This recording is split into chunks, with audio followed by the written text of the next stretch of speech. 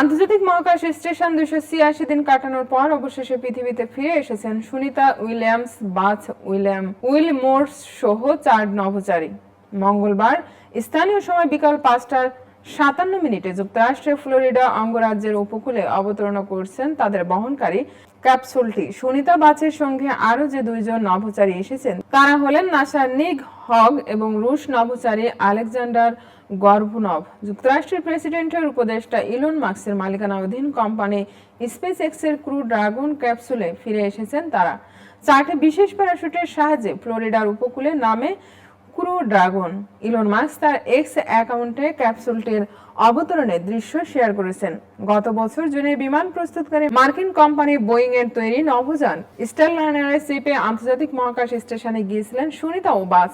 সেখানে গিয়ে আটকে পড়েন তারা, কারণ যে মহাকাশযানে তারা গিয়েছিলেন সেটি বিগড়ে গিয়েছিল। এমন অবস্থায় আটকে পড়া 2 নভোচারীকে ফিরিয়ে আনতে গত বছর থেকেই নানা পরিকল্পনা করতে শুরু করেন নাসা।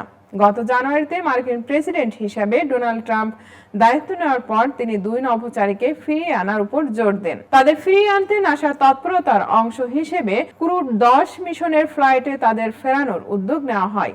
ফ্লোরিডার উপকূলে নেমে আসার পর কিছুক্ষণ সমুদ্রে ভাসছিলেন তাদের বহনকারী ক্রু ড্রাগন ক্যাপসুল। ইন্টারনেটে ছড়িয়ে কয়েকটি ছবিতে দেখা গেছে ক্যাপসুলটিকে ঘিরে সাঁতার কাটছে কিছু কৌতূহলী ডলফিন। প্রায় 1 ঘন্টা পর মার্কিন নৌবাহিনীর একটি উদ্ধারকারী জাহাজ এই নভোচারীদের ক্যাপসুল থেকে বের করে নিয়ে আসে। পৃথিবীর মধ্যাকর্ষণ শক্তির সঙ্গে যেন তারা খাপ খাইয়ে নিতে পারেন, মূলত সেজন্য 1 ঘন্টা সময় নিয়েছে নৌবাহিনীর উদ্ধারকারী জাহাজ। ফ্লোরিডার উপকূল থেকে এই নভোচারীদের সঙ্গে নিয়ে টেক্সাসের হিউস্টন শহরে জনসন স্পেস সেন্টারের উদ্দেশ্যে রওনা দেন উদ্ধারকারীরা। সেখানে তাদের বরণ করার জন্য আগে থেকে উৎসবের আমেজ বিরাজ করছে। তবে পৃথিবীতে ফিরে এলেও এখনো নিজের পরিবারের বন্ধু স্বজনদের দেখা সাক্ষাৎ করতে পারবেন না মহাকাশচারীরা। কয়েক সপ্তাহ তাদের থাকতে হবে ক্রু কোয়ার্টারে।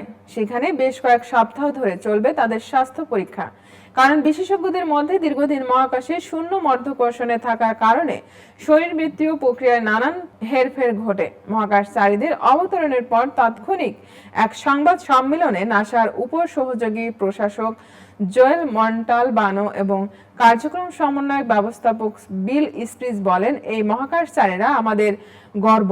9 মাসে 900 ঘন্টারও বেশি সময় ধরে প্রায় 150টি গবেষণা করছেন তারা। তাদের ফিরে আসায় আমরা খুবই খুশি।